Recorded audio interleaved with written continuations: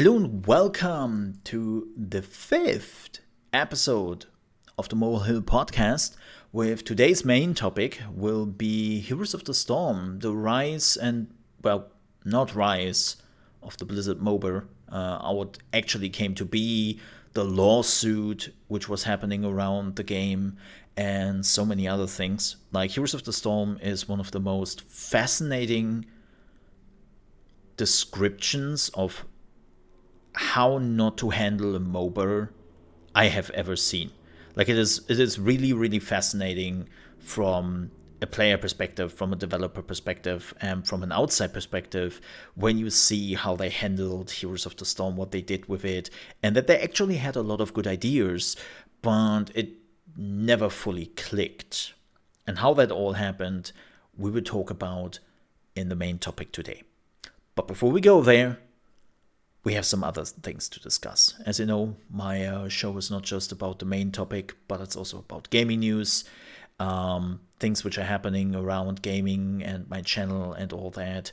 And that is what we are covering. First, there will be, if you were just interested in the main topic, there will be actually a pinned comment with the exact starting point when we are jumping into the main topic. So you cannot really miss that, at least on YouTube. If you were listening this on any of the other podcast things, or you are one of my Patreons, thank you very much for that, by the way, then, well, you have to listen to the rest of it, or you have to jump a little bit ahead. But let's talk about the today thing. I think we have some topics we can jump immediately into. One of the main news, and this is interesting for YouTube, was that Myth has been switching to YouTube. Yep, he was a Twitch streamer for many, many years, and he has 2.5 million followers on Twitter. And yeah, he announced yesterday that he will switch completely to the YouTubes. You can see the announcement here right now. It was watched 1.7 million times. Got liked over 100,000.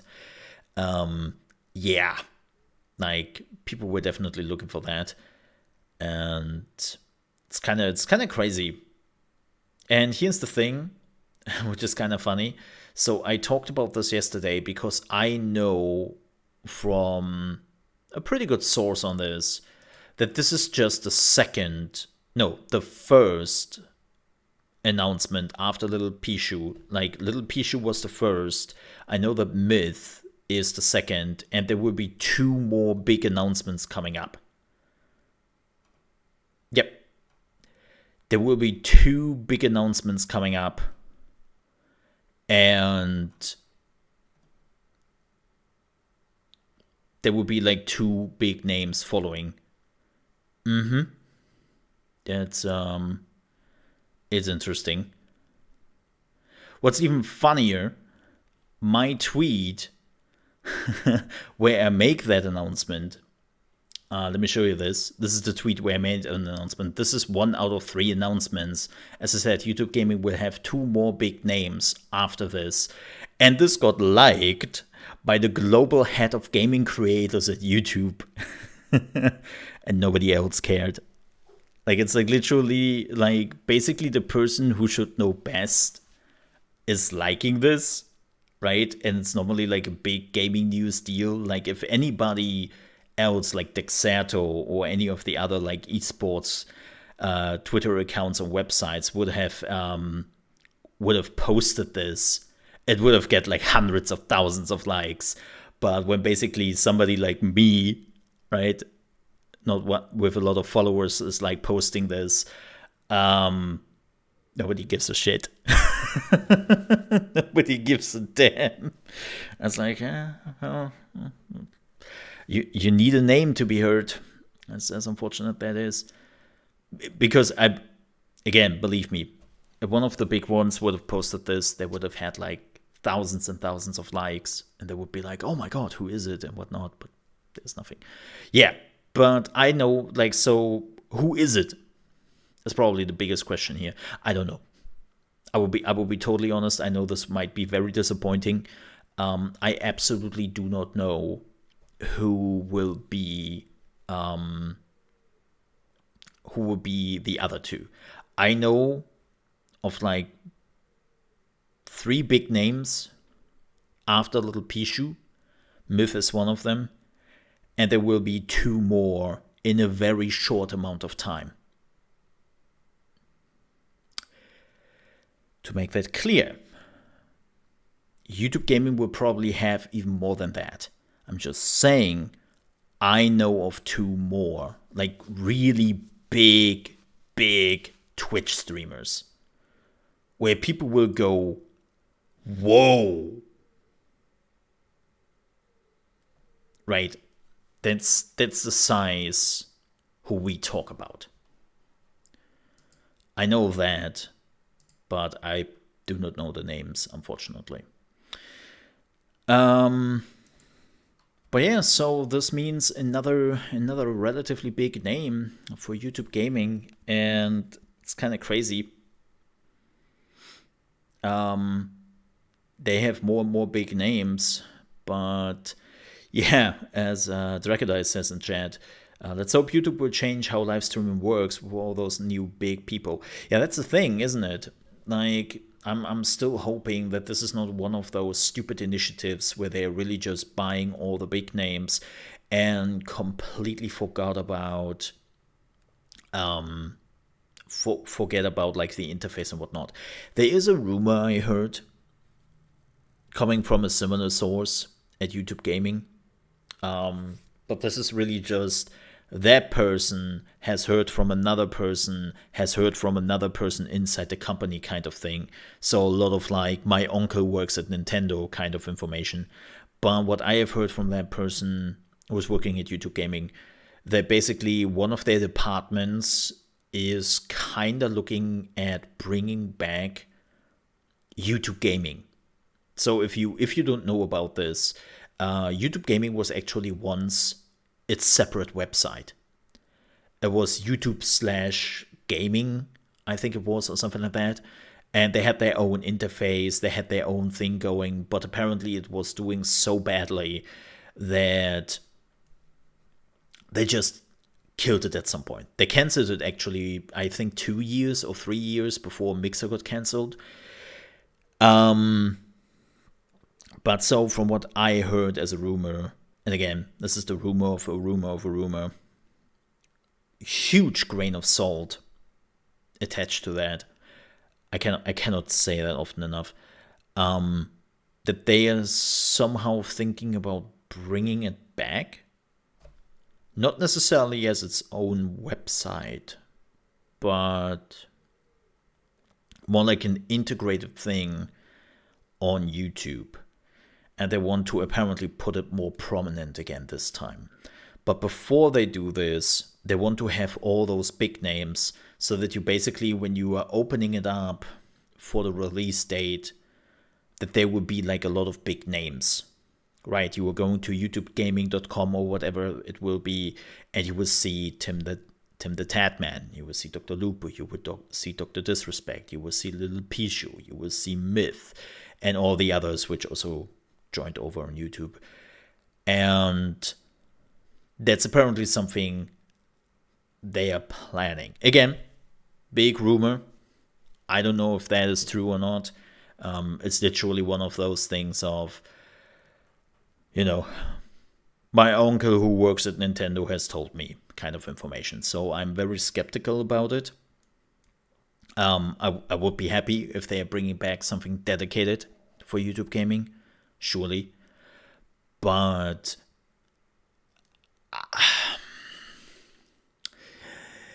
it's still YouTube we are talking about. Let's not forget, please. Like, that is the biggest argument when somebody asks me of, okay, that sounds kind of reasonable, why wouldn't this happening? And it's like, yeah, YouTube. Like, YouTube is the answer.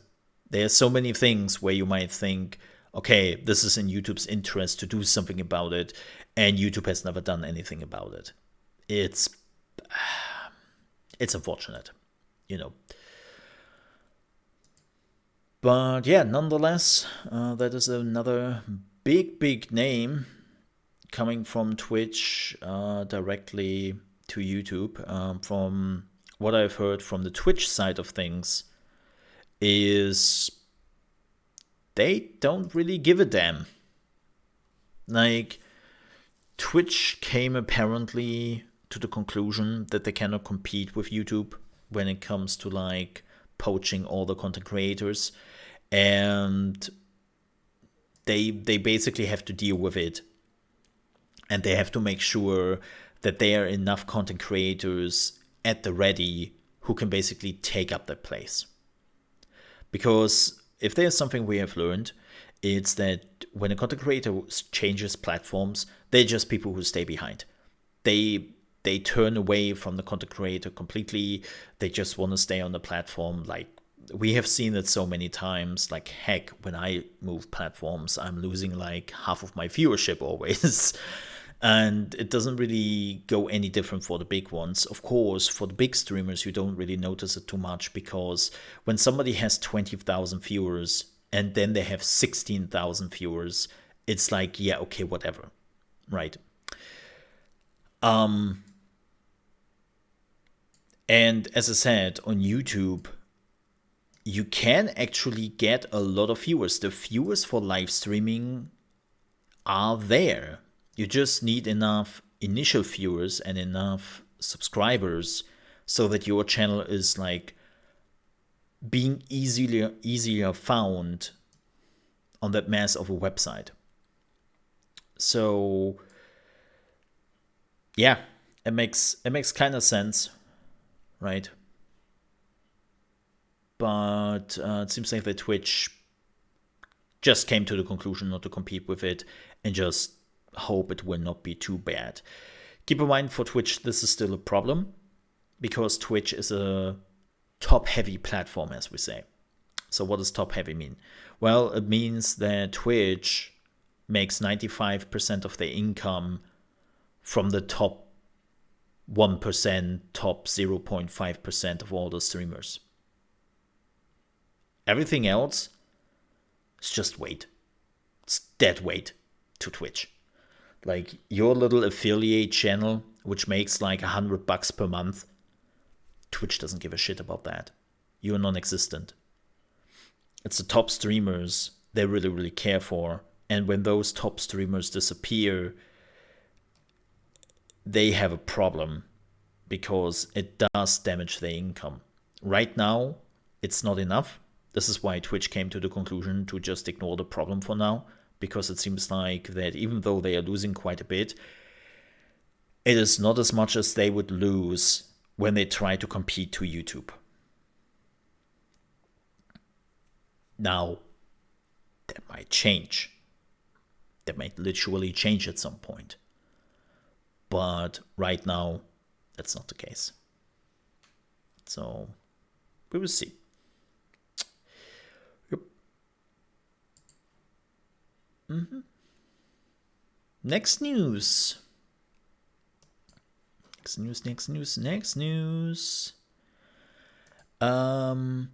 The Until Dawn creators and the Quarry and all the Dark Pictures creators, Supermassive Games, was bought this morning by Nordisk. Nordisk. Yep, by Nordisk Games.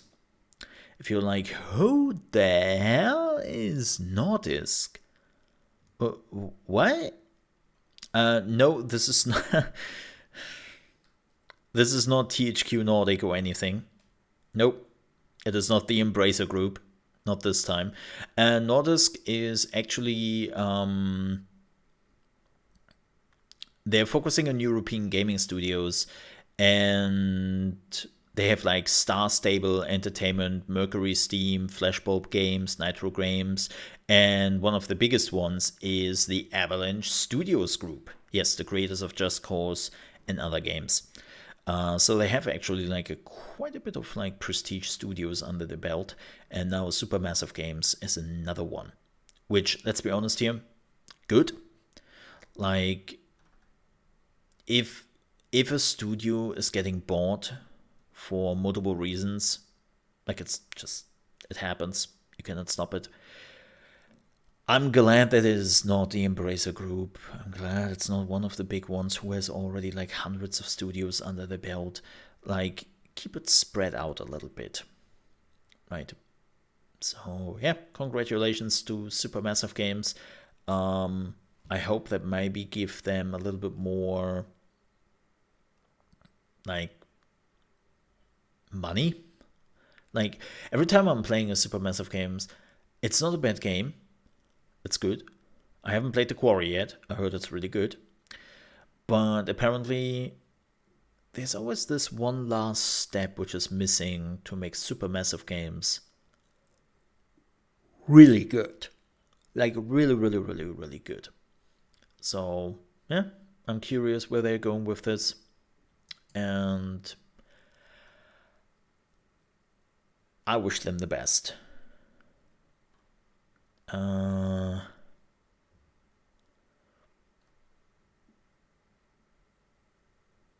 So it seems like that Exoprimal had a beta going on. This beta was unfortunately only available in Canada and America for whatever reason. I don't know. Like, I don't know why they are still doing this. Like, unfortunately, Capcom saw that there's a good idea. But yeah, Exoprimal had its first beta, and it is not under NDA, so people were actually allowed to put some footage out there. I guess you know this is the the Anthem meets Dino Crisis game.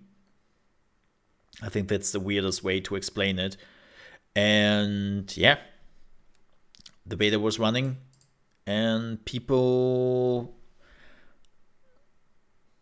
enjoyed the game, but they were also apparently a little bit weirded out on who that game is for.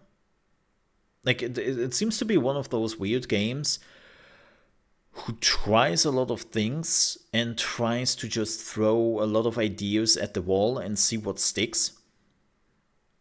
Again, everyone had a good time, but everyone was also a little bit confused about what the premise of this game is, especially in the long run. Like, I talked to some people who played the beta because they're living in the US, and they said, yeah, I had really fun in the 2 hours I played it. And then after 2 hours, I think I had enough of the game. Like, I had my fun. I got my 2 hours of bullshit out of it.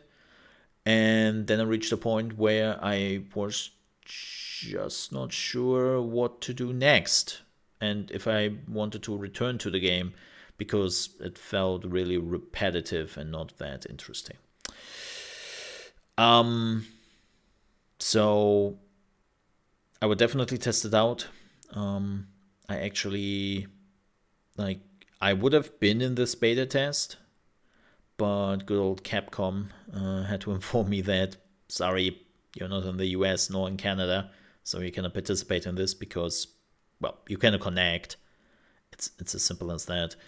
I would have probably have to use a VPN or whatever, but yeah, I would have been in this beta test, and I could have tested myself if I wouldn't like live in the wrong continent. Yeah. But what I can tell you is when the beta will become available for the second phase, I think next month, I think it's next month. It will be also available in Europe, and then I can stream it myself and give you some first thoughts on it. So we'll definitely keep you posted. What else do we have? Let me have a super quick look here before I'm forgetting anything. I think so far it has been pretty much it. Well, kinda. If you were hoping that Red Dead Redemption 2 is actually coming to your PlayStation 5, then I have, and Xbox Series X, I have some bad news, because it seems like they have completely cancelled everything regarding Red Dead Redemption 2. Yep, and now they're completely focusing on GTA 6, which might be a little bit unfortunate, but well, that's like Take-Two and all the other, I always forget all the other names. That's the same company, but that's what they're doing. If you're not making the numbers like GTA 6 does, then it's not worth it, basically. Which is rather unfortunate. Especially like for PlayStation 5. Like, you could have just released a patch, right, for PlayStation 5 and Xbox Series, who like cranks up the FPS at least. They could have at least done that. And it's like, yeah, you didn't even do that, because you basically cannot resell the same game over and over again like you did with GTA. Like, let's be brutally honest here. That GTA 5 basically got another release on the PlayStation 5 and the Xbox Series, and they kind of asked money for that. It's like, what? Like, it's you don't do anything besides of cranking up the graphics even more, and, well, not even cranking up the graphics, but just the resolution, give it like full 4K and 60 FPS or 120 FPS. Like, that's a patch. That's a patch, mate. And they're selling it to you for another 40. It's like, ugh.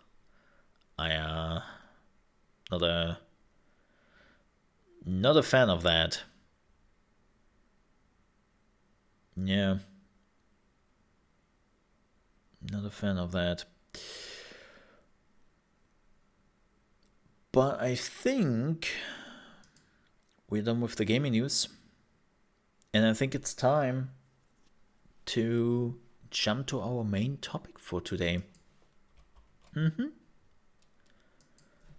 Because I don't really have anything else anymore to discuss. Let me see if I can actually get some gameplay up for the people.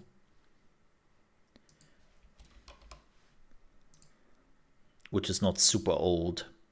That would be nice.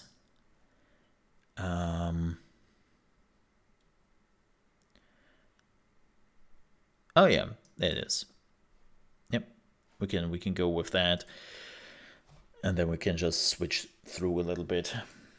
So, our main topic for tonight is Heroes of the Storm, and man, first of all, this person is playing on very low graphic settings. Just a fair warning, it doesn't look that bad actually. But let's talk about Heroes of the Storm.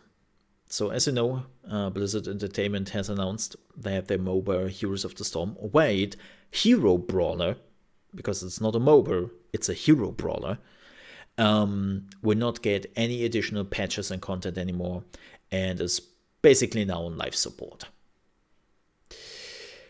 And now you might argue, well, the game is not really dead then, right? You can still play it. Yeah, but it's a MOBA. At its core, it's a MOBA, and it needs constant update. Especially this particular game, because good old Blizzard tried to do something very, very different with Heroes of the Storm. Like something very different. And this game basically needs constant updates. That's what they need. They were not provided, and with that, the game is dead. It's just as simple as that. Now, how did it start? How did this game came to be and apparently completely failed?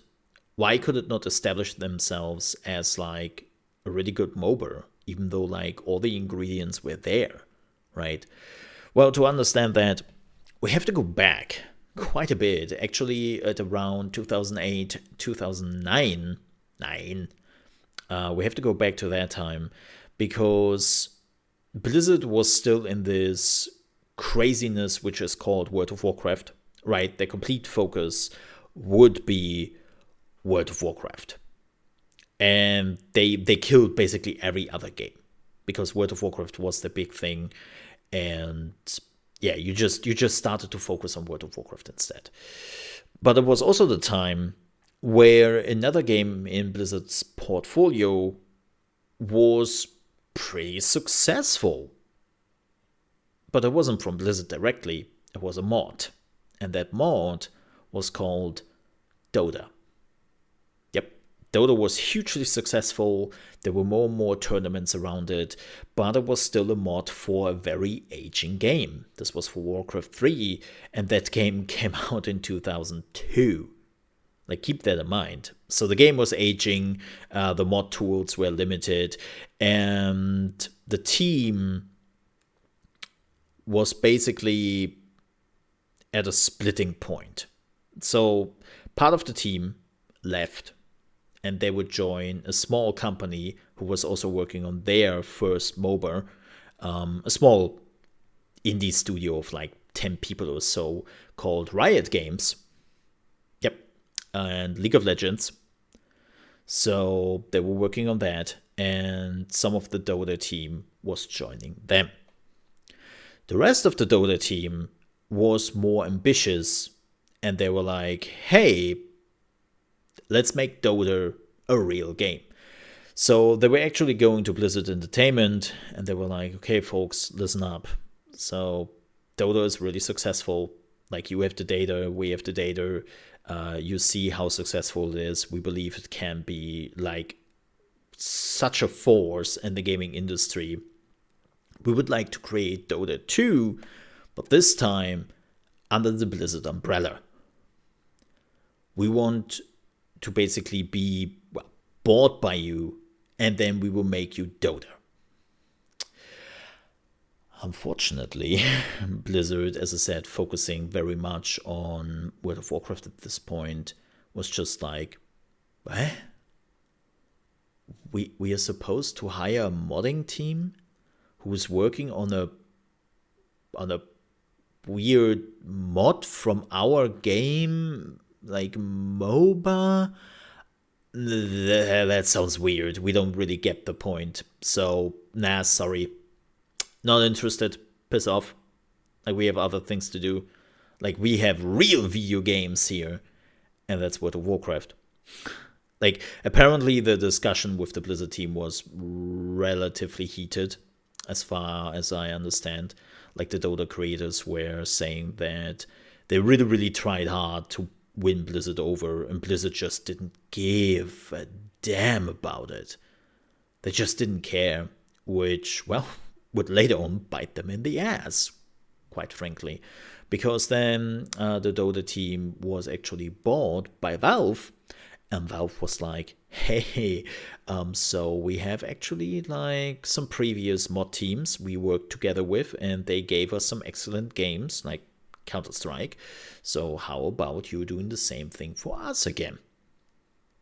And that's what they did, right? As we now know, Dota 2 is a Valve game, and one of the biggest Valve games out there. I think it's the second biggest game for like 10 years now on Steam, and it's just growing. And of course, League of Legends was also massively successful. And yeah, but before Dota 2 really became a thing, Blizzard was a bit how do I say it? Pissed. Like they were literally pissed about Dota 2 that they didn't that they didn't take the offer, and they sued them. They actually sued them. And they were like, hey, this is like copyright infringement, what you were doing here. You were using like our names, our ideas, our gameplay. Like what you were doing here is copyright infringement. And well, it never really got to court.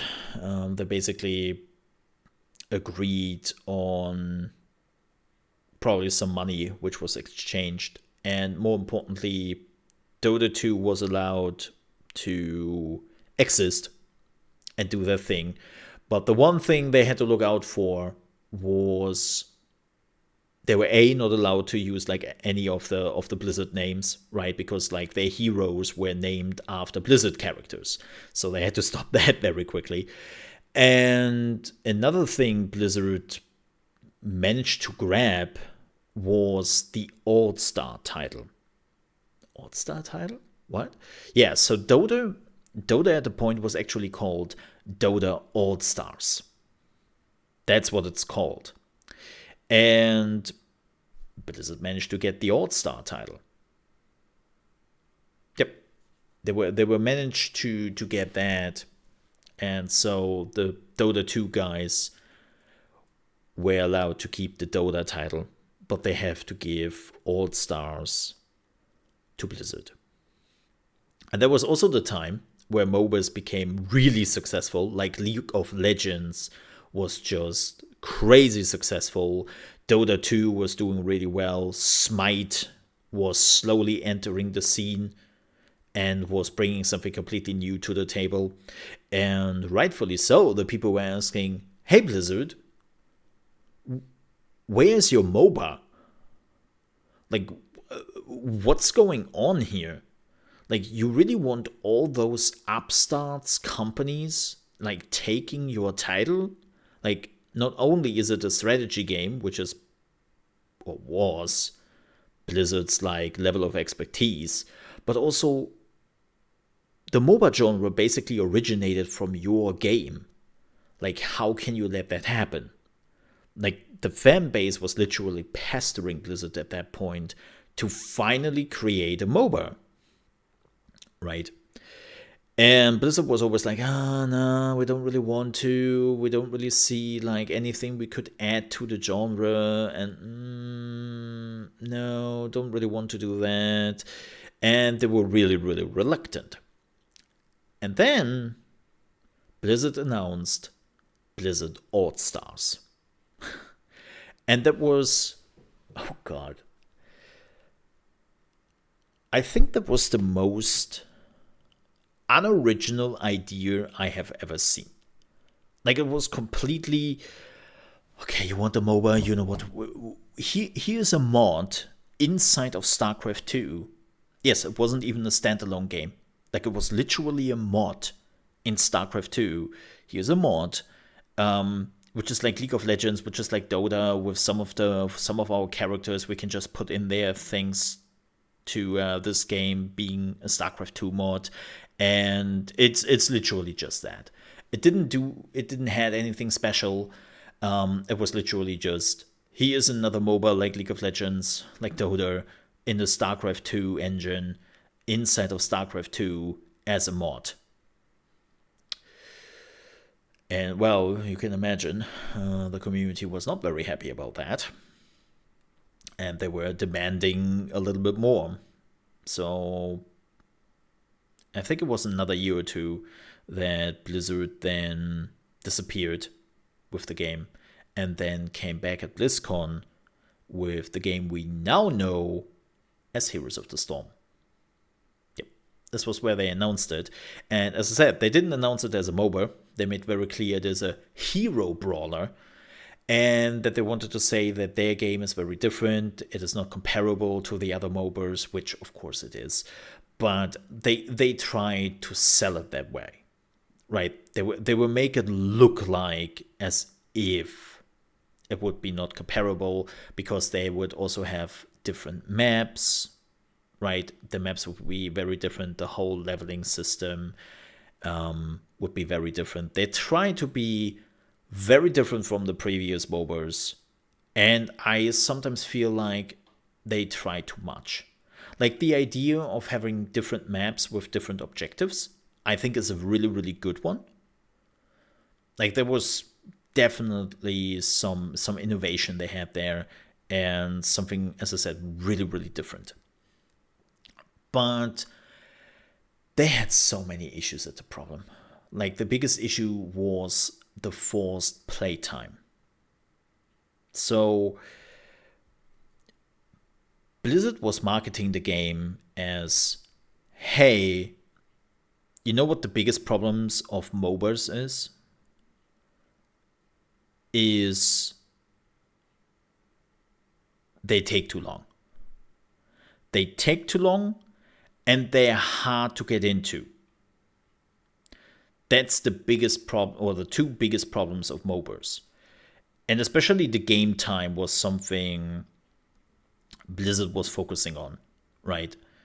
Like they didn't want that people are playing a MOBA for like 30 minutes, or even 20 minutes was sometimes too long for them. And they designed Heroes of the Storm specifically so that the game normally takes like 10 to a maximum of 20 minutes. And they would artificially make it so that the game would end around that time, which was the biggest problem. Because they had multiple gameplay elements in place which made the game end very quickly at a certain point. So the first problem they had was ammunition. Every tower in the game had ammunition. When the ammunition was running out, the tower would cease their function. And that would basically mean you would lose that base eventually. And that was the first thing, right? Ammunition. The second problem was the leveling system. As you can see here in the video, if you don't see the video, I will explain it to you. There was no item system. Like in normal MOBAs. Well, in other MOBAs, there are two ways of making your character stronger. Leveling your character and getting more items. Heroes of the Storm didn't really have that. Heroes of the Storm didn't have items, but they had talents. They had talents which basically functioned as an item. So they were very, very strong. The second problem was the leveling system, that it wasn't a single leveling system like we have it in League of Legends, Smite, or Dota, but this was a group leveling system. So when one character was leveling up in Heroes of the Storm, every other character was also leveling up in Heroes of the Storm. So if one lane was losing and the other lane was basically dominating, you would have a huge snowball effect you couldn't keep up with. It was a huge, huge snowball effect for everyone involved. And that what makes it so problematic to come back from that.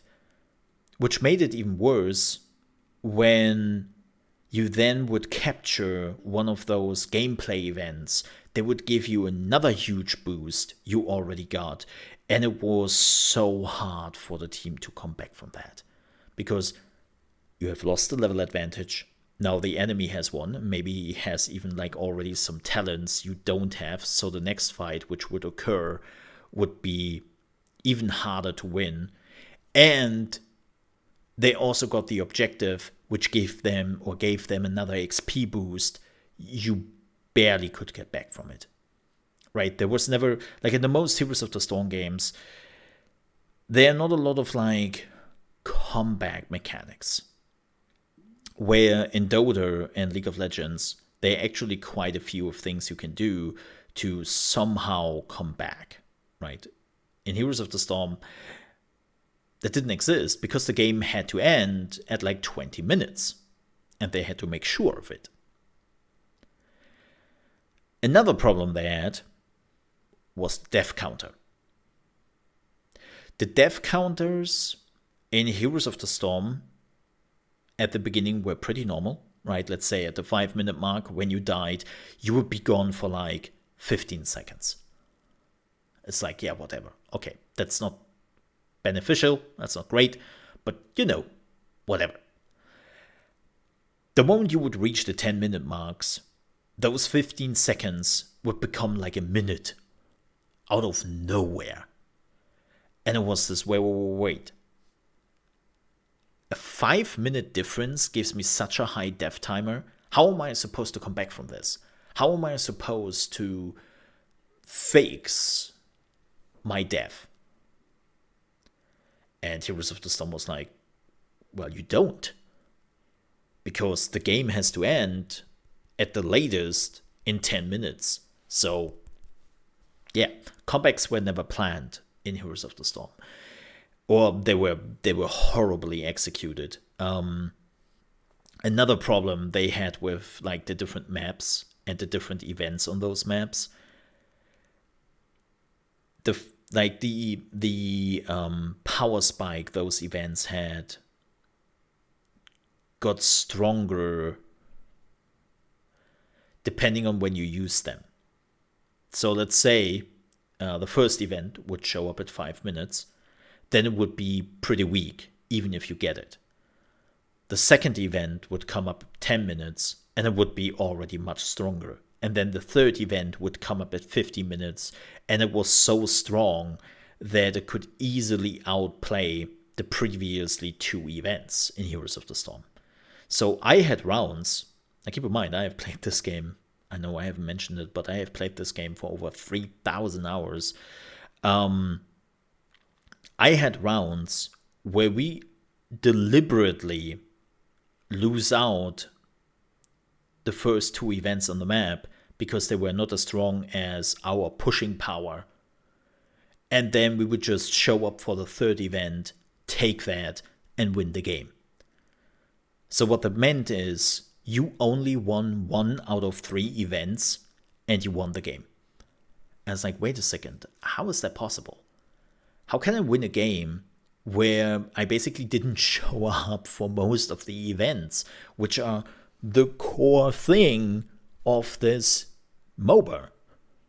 I know, hero brawler, but let's be honest here, it's a MOBA. And we're not even talking about class balance. Like, the class balance was also one of the worst I've ever seen in a MOBA. They have reworked, I think, every single hero in the game at some point. And I remember Kel'Thas. Kel'Thas was actually one of my most played heroes because Kel'Thas was also pretty OP. So OP even that they had to rework him 4 times. I'm not talking about balance changes. I don't even know how often they changed that. But they reworked the hero 4 times.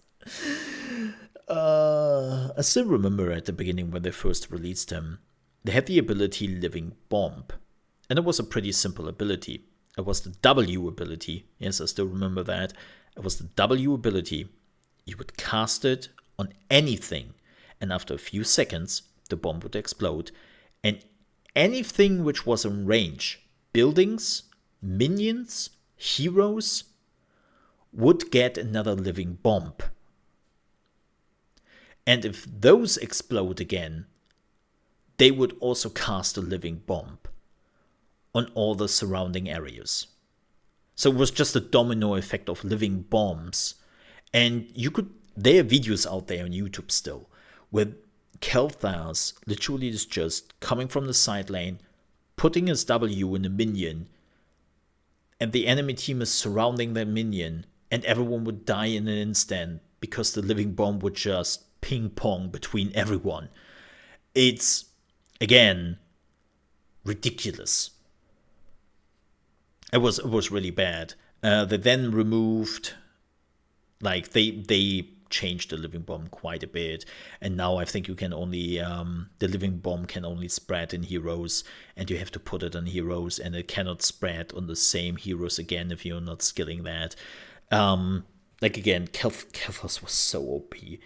It was ridiculous. Another problem they then had with multiple heroes was the power spike. So Kelthas, to stick with him, was a character who had that problem. Where, let's say at level 12, Kelthas would go around and would be like, pew, pew, pew, living bomb, pew, pew, pew. And everyone would just go, oh, look at him. Oh, his little living bombs. Isn't he cute? Mm. And then at level 16, Kelthas would get some of his talents, and immediately everyone would switch to, oh my god, I'm melting! Oh, I'm melting! Ah. It's like, wait, what? It was bad, because a lot of people didn't, think about that. You're fighting a toddler at level 15, and then 30 seconds later, you're facing a demon. Most players couldn't comprehend their power spike. They could just not comprehend it. And there was a lot of times where Kelthas then started to snowball, because he would just win so many fights because people still underestimate him from 30 seconds ago. And they had this not just with Kelthas, they had that with other heroes as well.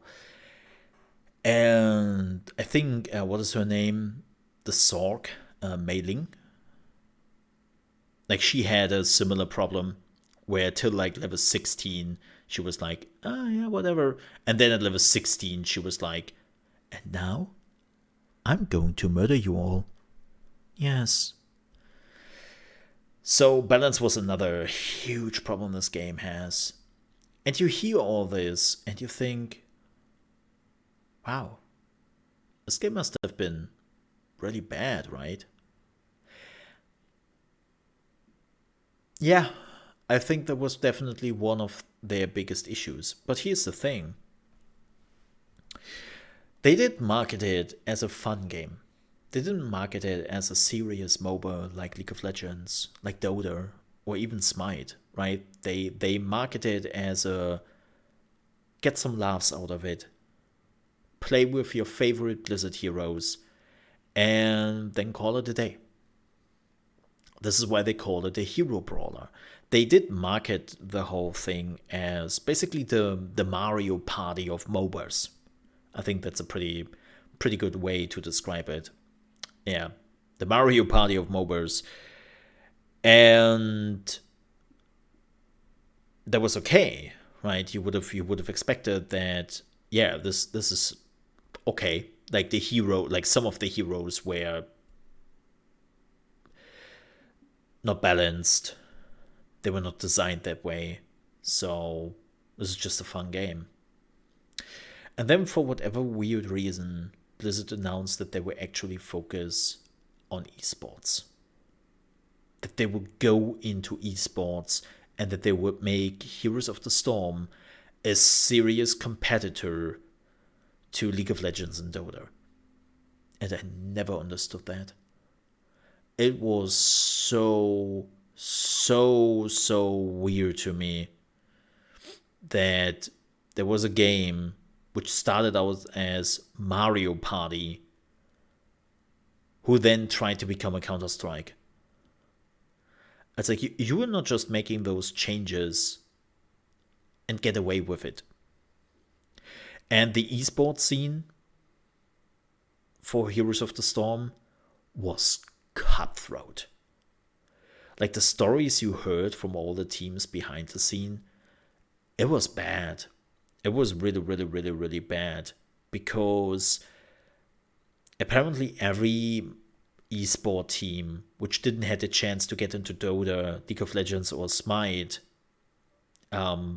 basically saw the dollar signs in their eyes when they saw that Blizzard would now have their own MOBA, right?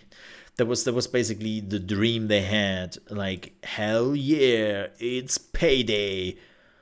Finally, like, Heroes of the Storm will give us what all the other MOBAs couldn't, like a place at the MOBA table. And, well, it was, again, completely cutthroat. Like the stories you have heard from the esports scene of Heroes of the Storm was kind of frightening. It was really bad. Like I just waited for the day when you would get the news like one esportler was beating up another or something, like in the mafia.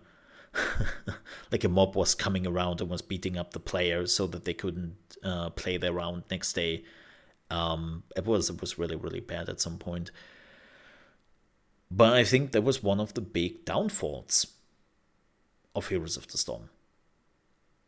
That they literally tried to be a viable esports MOBA,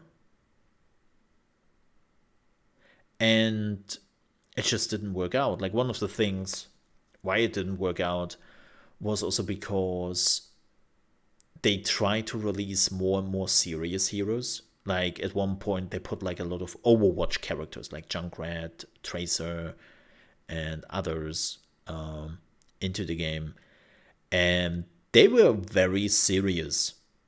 Like those characters were balanced from the beginning, and they tried to specifically design them for competitive players. And I think that also alienated again the player base. Like a similar problem is true with Overwatch, in my opinion. That they now have a player base which is here for the fun, which is here for the lols, and who just has a good time, right? And then they have a player base who was focusing on esports. And I don't think that really works well together. Like League of Legends, right? I could also take Dota or Smite, it doesn't really matter. But when you look at the other MOBAs, they very much had this, we are always trying to be serious. Like even if you're playing a League of Legends normal game, it doesn't have to be ranked, it doesn't have to be esport, but even if you're playing a normal game, it is a very competitive environment you're in. A very competitive environment. And Blizzard really tried with Heroes of the Storm to be both. And I think that just didn't work. It just didn't work out. And I think that's what ultimately at some point killed the game. Then they tried to turn it around again after they announced that they would not focus on esports anymore, and they will be more now like a fun game. But it was already too late. Like again, Blizzard and Heroes of the Storm didn't exist in a vacuum. They did not. There is League of Legends. There is Dota. There is Smite. And so while Blizzard and Heroes of the Storm try to kind of figure out what they are doing, all the other MOBAs were just running with it. They were just running with it, which was really, really unfortunate. Like, again, I put 3,000 hours into Heroes of the Storm because I thought it was a relatively fun game.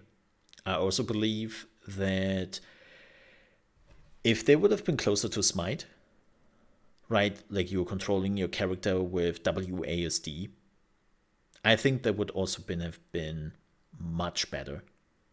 That this game was a point-and-click game,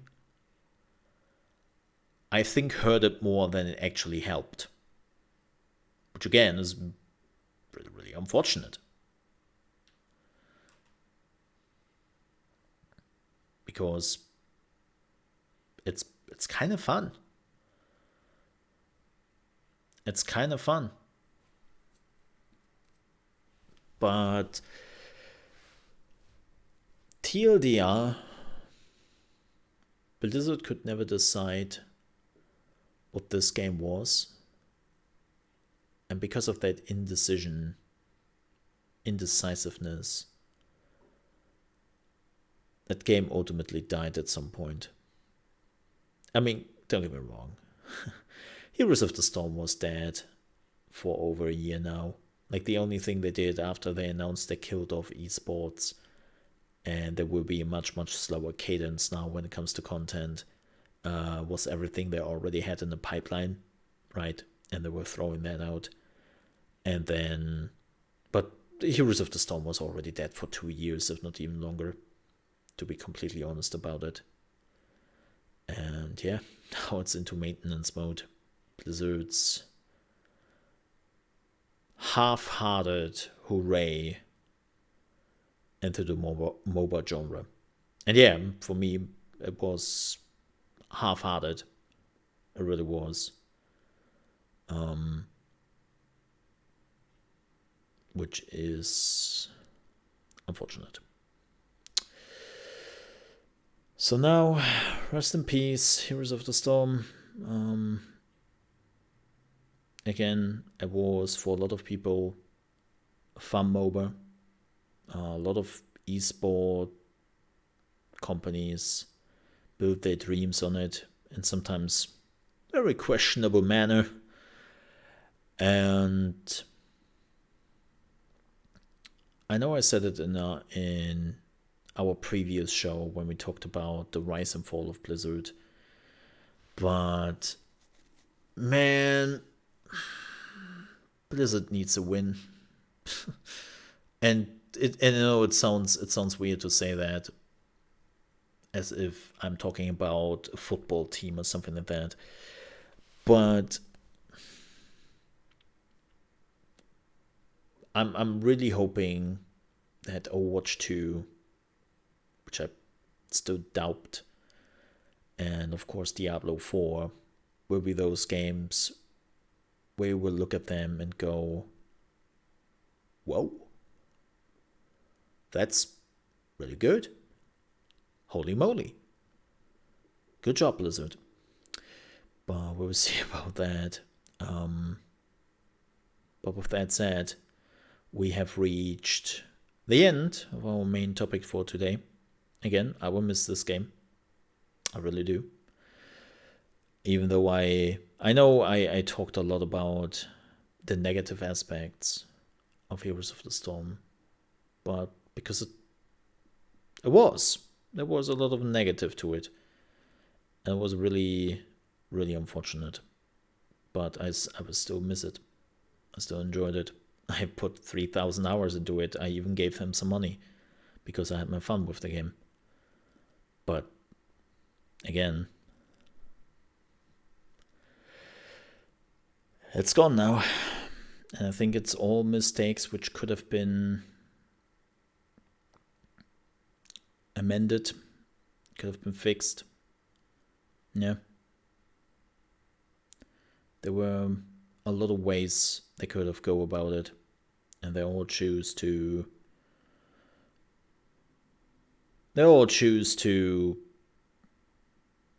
not do it. So yeah. But what I can tell you, next week we will not talk about Blizzard Entertainment. I know we had basically now 2 weeks with a Blizzard topic. It will not happen next week. I actually had another topic for this week, but because Heroes of the Storm is now dead, I just decided that I wanted to talk about that a little bit, and I thought it was a pretty good time for that. But yeah, with that said, we are at the end of the podcast. Thank you so much for watching. If you enjoyed this video and you're on YouTube, please don't forget to like, or whatever you can do on those platforms you are listening to help me out. If you want to get the ad-free experience, you can find me on patreon.com/chaosmole, where we have multiple support tiers you can choose from, and the money is going directly to me and the things I'm doing here on my channels. So for everyone who is supporting me on Patreon, thank you so much for that. The ad-free version of this will be available in the next few hours after I'm done here with my stream, and then you can listen to it, of course, ad-free on Patreon if you are a supporter. If you don't, and as I said, you are like on YouTube or you are on like Spotify or wherever you are listening to, don't forget to like. And I would also appreciate if you enjoyed this and you are new to the channel to subscribe to it. It would help me out a great deal. And with that said, I'm out of here. Thank you so much for watching. I see you next time.